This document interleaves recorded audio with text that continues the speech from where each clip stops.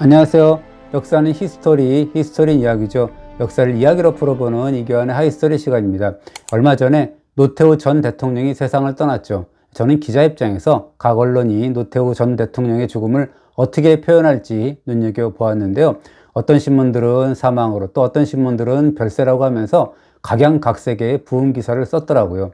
국립국어원의 표준 대사전을 검색해봤더니 사망은 그냥 사람의 죽음이고 별세는 윗사람이 세상을 떠난다 라는 의미로 풀이했더라고요. 사실 기자 입장에서 부음만큼 쓰기 까다로운 기사는 없습니다. 죽은 인물의 공과를 요약 정리한다는 것이 쉽지 않기 때문입니다. 게다가 시체에 매질할 수 있냐라는 미덕까지 발동을 해서 상천 일변도에 부음 기사가 나가기 십상입니다. 그렇다면 예전에도 그랬을까요? 매국노 이완용의 부음 기사를 한번 보죠. 1926년 2월 12일 동아일보는 이완용의 사망 소식을 짧게 전합니다. 다음 날인 13일자 일면 횡설수설란에 재미있는 석줄짜리 논평이 보입니다. 구문공신 이완용은 염라국에 입적했으니 염라국의 장래가 기겨라는 내용이었는데요. 구문은 흥정을 붙여서 받는 돈을 뜻하고요. 이완용은 나라를 팔아 공신이 되었다고 해서 구문공신이라는 별명이 붙어 있었습니다.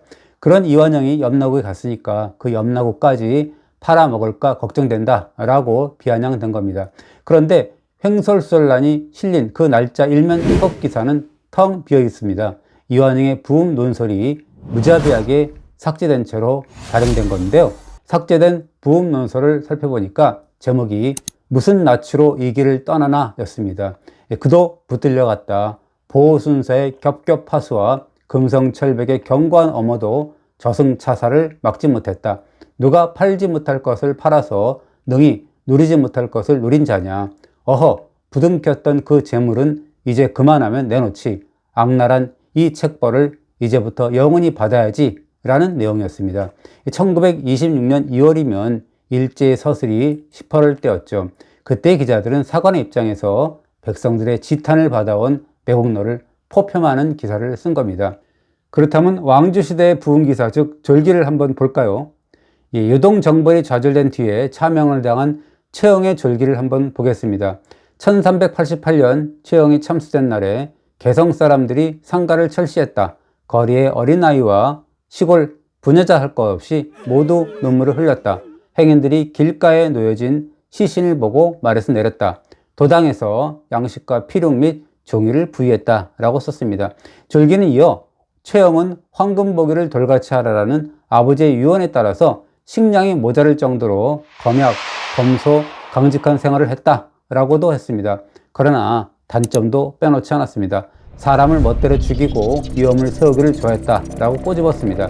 졸기를 쓴 사관은 최영의 공은 한나라를 덮었고 죄는 천하에 가득하다라는 세간의 평가를 전하면서 이것이 명언이라고 했습니다. 고려사는 조선 초에 편찬된 고려의 역사입니다. 그리고 최영은 조선의 창업주인 태조 이성계의 최대 정적이었죠. 그러나 최영의 절기는 어떻습니까?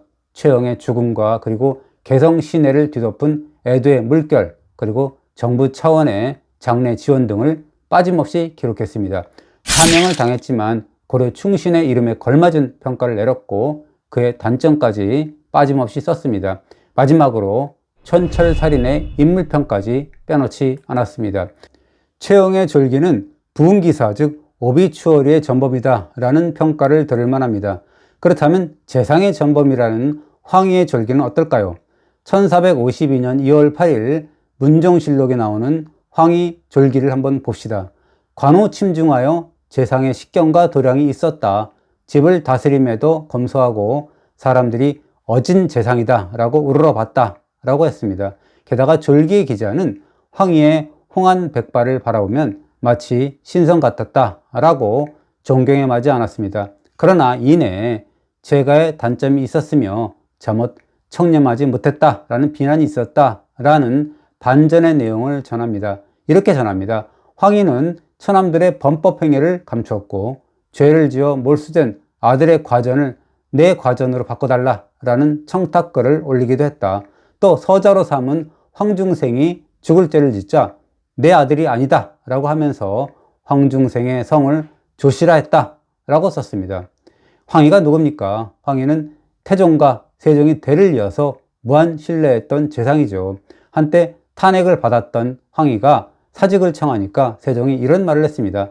경은 아버님과 과인이 의지하고 신뢰했다. 모든 시책은 경의 보필을 받아 의지했다. 어찌 뜬 소문 때문에 그만두려 하느냐? 라고 만류했습니다. 그런데 일개 사관이 그런 큰 인물의 부흥기사에 감히 흠결을 지적한 겁니다. 아무리 임금의 신뢰와 백성의 존경을 한몸에 받았던 정승이라도 그 인물에 대한 평가가 추상 같았음을 알 수 있는 대목이죠. 그렇다면 이순신 장군의 부흥기사는 어떨까요?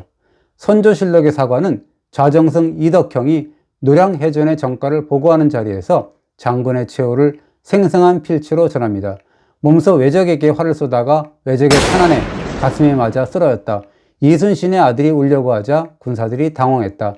옷으로 시신을 가려놓은 다음에 북을 치며 진군했다.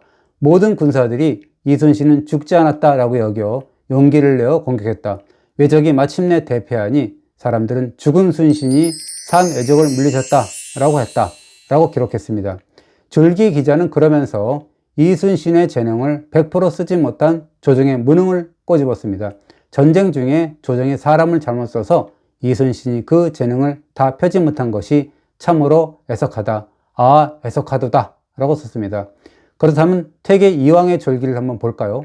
우선은 성인의 교훈을 밝히고 이단을 분별했으며 논리가 정연해서 학자들이 믿고 따랐다. 라고 성찬합니다. 졸기는 이황과 도학 정치를 꾀하던 조광조를 비교합니다. 이황은 제주와 도량에서는 조광조에 미치지 못한다. 하지만 의리를 파고들어 정면 경지까지 이룬 것은 조광조가 이황에 미치지 못한다. 라고 썼습니다. 어떻습니까? 참으로 깔끔한 비교죠. 일곱 이의의 졸기도 참으로 의미심장합니다. 나라에 난리의 조짐이 있음을 분명히 알고는 임금의 마음을 바르게 하고 풍속을 바로잡고 조정을 화합하게 하는 것을 근본으로 삼았다라는 겁니다. 그러면서 졸기의 기자는 임진난이 일어나니 이가 평소 염려했던 것들이 모두 사실로 밝혀졌다라고 안타까워합니다. 아마도 이가 주장한 10만 양병설을 일컫는 말이겠죠.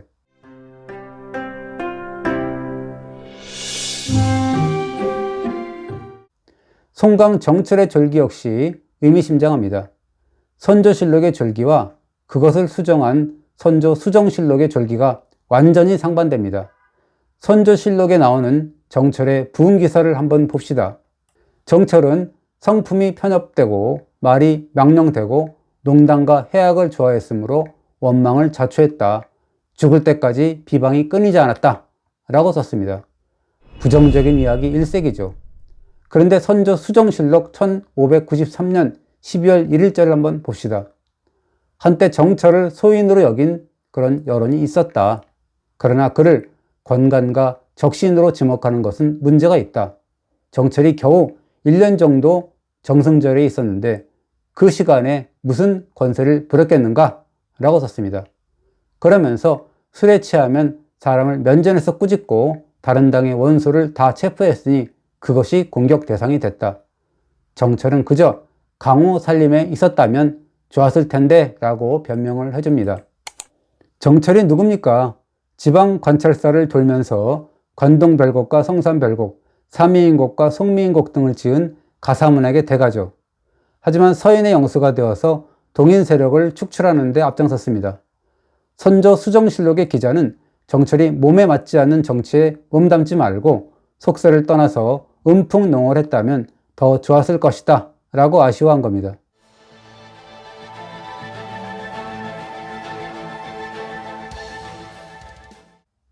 그런데 선조실록과 선조수정실록에 나오는 정철의 부흥기사가 이렇게 상반된 이유가 무엇일까요? 역시 당쟁에서 비롯됐는데요. 선조실록은 광해군 때에 북인들이 편찬했습니다. 때문에 정철과 같은 서인들을 곱게 써줄 리가 없었겠죠. 그래서 인조반정으로 정권을 잡은 서인들이 선조 수정실록을 편찬했습니다. 그러니 정철에 대한 평가가 바뀐 거죠. 몇 년 전에 본 특별한 부흥기사가 떠오르네요. 2018년 3월 미국의 뉴욕타임스에 실린 유관순 열사의 부흥기사였는데요. 제목도 더는 강가되어서는 안 될 이었습니다. 부흥 기사는 지하 감옥에서 모진 고문을 겪었던 17살 소녀가 순국 직전인 1920년 9월 28일에 썼던 짧은 글 한 편을 소개했습니다. 일본은 곧 패망할 것이다 라는 거였습니다. 따지고 보면 강가에서는 안 될 부흥 기사를 제대로 써야 할 언론은 뉴욕타임스가 아니었죠. 유관순 열사의 순국 당시에 부흥 기사를 제대로 쓴 국내 언론은 없었잖아요. 그런 기회마저 외국 언론에게 빼앗겼네요. 부끄럽습니다. 그나저나 노태우 전 대통령의 부흥 기사를 두고 후대의 평가는 어떨까요? 쓴 기자와 신문은 후대의 엄정한 평가를 받아야 할 것입니다. 두려워해야 되겠죠. 희대의 폭군이라는 연산군도 임금이 두려워할 것은 사서뿐이다 라고 했지 않습니까? 요즘은 신문도 역사서입니다. 오늘도 잘 보셨다면 구독 눌러주시고요. 좋아요도 부탁드립니다. 감사합니다.